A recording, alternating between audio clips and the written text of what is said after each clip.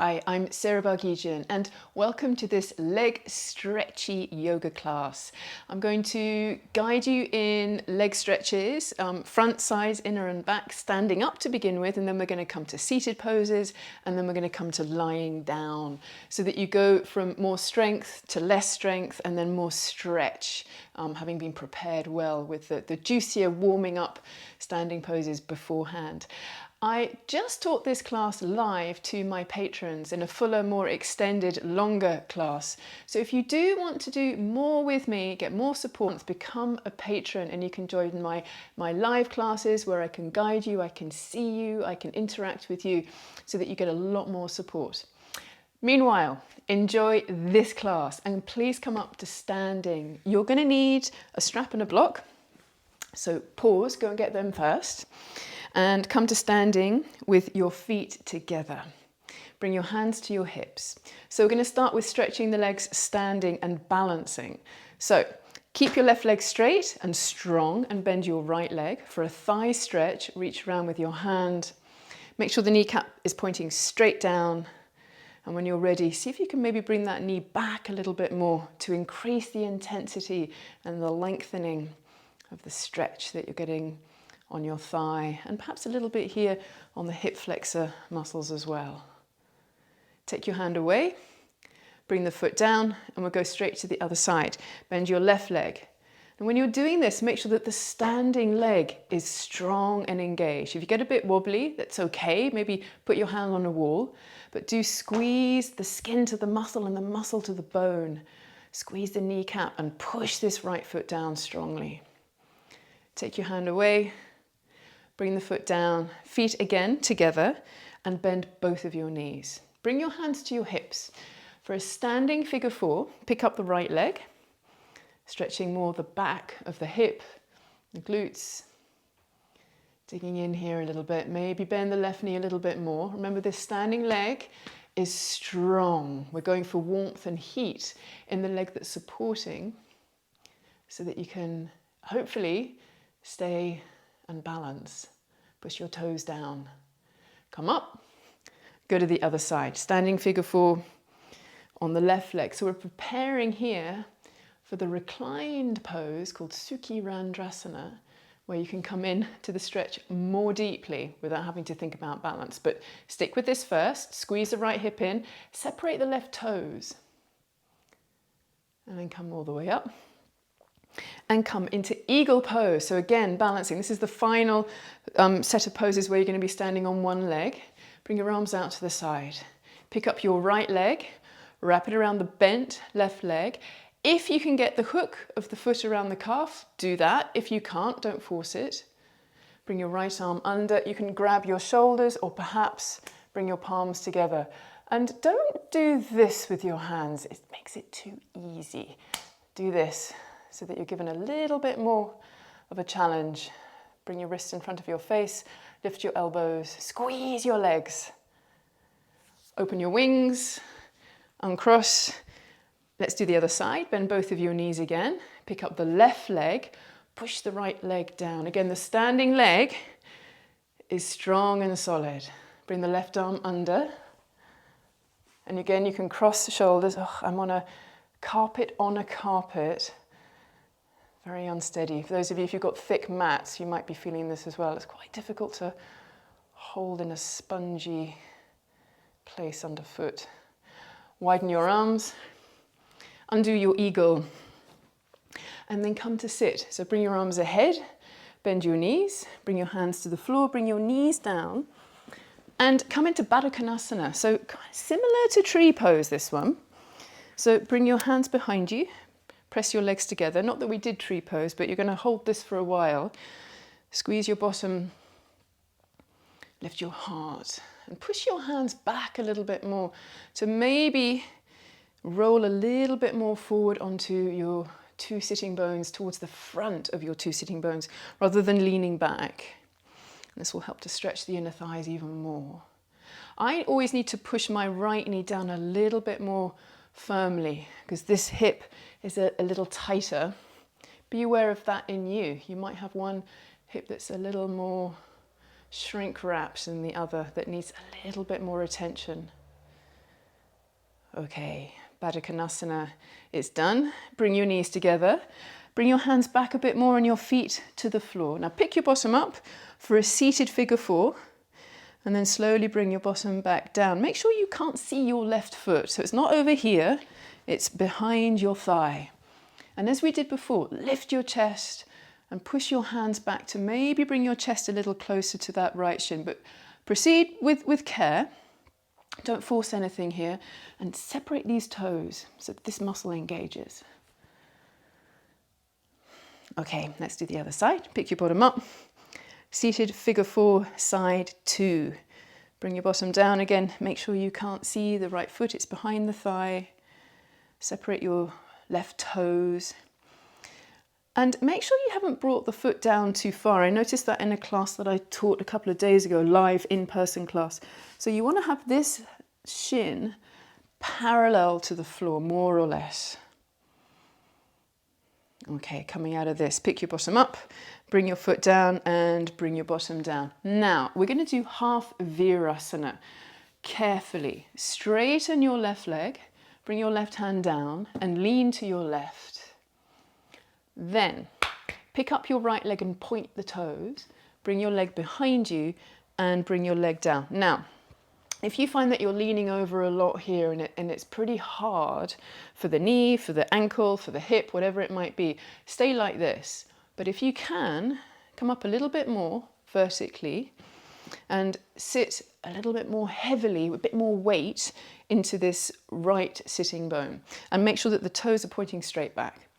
So this is kind of similar to the standing thigh stretch that we did, the first pose of the sequence, stretching the thigh. But you've got a bit of gravity going on here and a little bit more pressure on the knee. You're being forced to close the knee joint.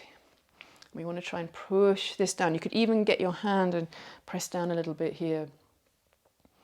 And then sit nice and tall and bring the hand back. So Ardha Virasana, half hero pose. Make sure this leg is straight. A couple more breaths. Breathe smoothly. And then bring your left hand a bit further away from you so that you can exit as you came in. Straighten the right leg. Bring your right hand to the floor, bend the left leg, and bring that leg back. What I love about yoga is that remember you can lean over or you can come up, is that we're putting ourselves in poses that can be, not always, quite stressful. And I find it's quite good practice, putting yourself in an artificial, a manufactured, purposeful, stressful situation so that you can practice how you manage stress. This, I think, is one of those poses. So breathe smoothly and gently. And then at times when, just now, happened for me, the smoke alarm battery ran out. And so the alarm was beeping loudly, and I've never changed the battery before, and I was here just with my son, and it was quite stressful because I wanted to record this class, but that alarm was going off. So deep breaths, and methodically we found the way to open up the thing and went down to the shops and bought the battery, come to the other side. But it was a stressful situation and it was annoying. Widen your legs, and it could have been a big drama if I'd reacted with a lot of stress. Bring your chest up and then slowly possibly come down. But what yoga has taught me, and I hope is teaching you, is that life throws these annoyances at us, these unexpected challenges. Lift your chest, possibly come forward more, but keep your legs really strong. And how we deal with them, yoga can really help. So those deep breaths, the calm, take a step back, think about what needs to be done, what can be done, what can't be done. Do we need to ask for help? And I did. My neighbour, bless him, gave me a screwdriver that was needed to open up the pesky housing of it, come all the way up. And we did it, and it's done, and it's over. No drama. Okay, from here, slide your heels up, bring your knees together and come to lie down. So we've come to the third stage here, and you're going to need your belt. So with your knees bent, your dressing gown cord, whatever it might be, unravel it. Keep your left foot on the floor and pick your right leg up. I've got a bit of an injury here, so I'm going to be very careful with my hamstring, and you can please feel free to do the same. Slide your hands down the strap and don't bring the leg too far up. Squeeze that right leg straight and strong, and if you want to, taking things a little further, straighten your left leg long down the mat. Squeeze your bottom both sides and push both heels away. Then put both straps into your right hand. Put your left hand on your left thigh and bring the right leg down towards the right. Now, if you can, walk your hand up the strap more so that your elbow stays straight. But if you need to, bring your elbow to the floor, kind of like a kickstand. And whatever you're doing, try and really weigh down the left side of your body. And then as you inhale, bend the knee if you need to. Bring that right leg back up. Do bend the knee so you can take the strap away. Keep this foot on the floor and then put the strap underneath the ball of your left leg. Straighten it, strengthen it, engage it. And again, if you want, lengthen the right leg long down the mat. You can try that, and if you don't like it, just bring the knee bent again. Bring the foot back to the floor. Squeeze both legs strong. Press the right leg down if it's straight. Then put the right strap into the left hand. If the wall is in the way, which it is for me, then move so that you can now bring your left leg down to the left. And again, walk your hand up the strap, closer to the foot, so that possibly that left arm is straight. We're trying to build towards all four limbs being straight in this second stage of Supta Padangusthasana. So strong legs. Building the flexibility in the hips, the legs, the inner thigh, wherever you're feeling it. Keep coming back to this pose whenever you've got a spare moment, you want to do a yoga pose, this is a really good one to do. The leg straight up and the leg out to the side. Inhale, come up. A really good way of stretching the legs. Take the strap away and then put the strap down, you don't need it anymore, and cross your right leg completely over the left, like eagle pose, but don't bring the foot behind the calf. Bring both legs up, right leg on top, bring the left hand on that knee, and gently, gently draw your knees in towards your chest. Relax your shoulders when you do this. And because we're here and the ankles and the feet are free, they're not stuck on the floor, do a couple of big circles. In first one direction and then the other. Big slow circles. It's really good to put your ankles through their full range of motion. And change sides. So take your hands away, bring the left leg on top, hands on knees, and again draw those big circles. Make sure you're not putting your upper body in unnecessary tension here. So the hands only tight as needed. Arms and shoulders also relaxed. Your jaw around your mouth and your eyes. Okay, now let the feet be still.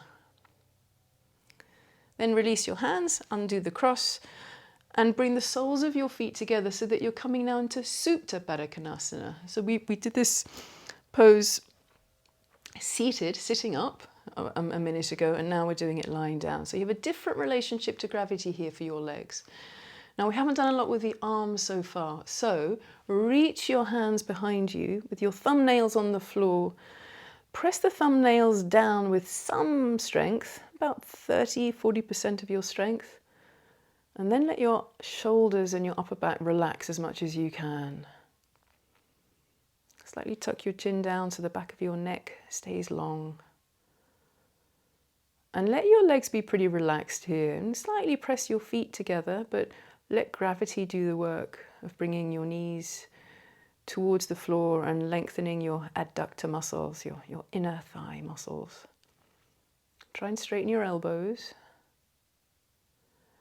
And then bring your arms down by your sides. You can use your hands to assist bringing your knees back up. And then lengthen your legs long down the mat. Make sure that you're on your mat really nicely. Bring your arms down by your sides. Shavasana. 1 minute here. Do stay here. This is an important pose as you practice relaxation, purposefully letting your body soften. So scan your body a couple of times.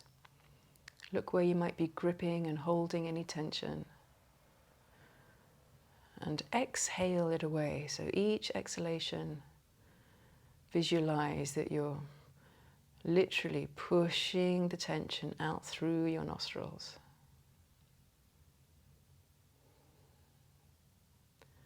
Then let that go and just have no mission in mind at all. Just be soft.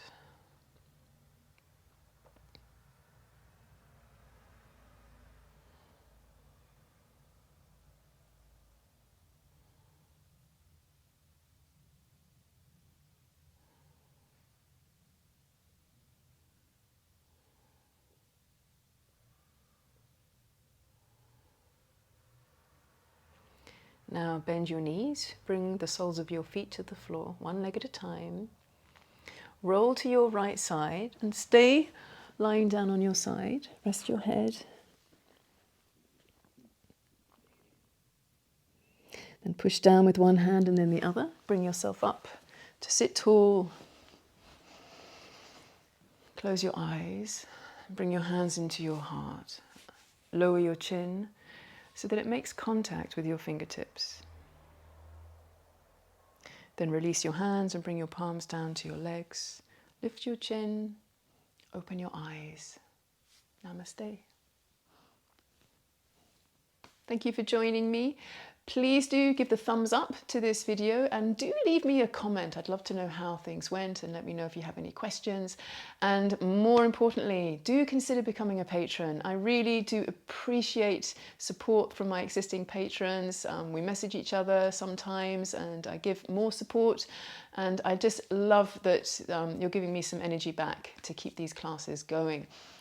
So look at all the information below this video, please. And if you've got any questions on how to join, let me know in the comments boxes here. Thank you. Take care.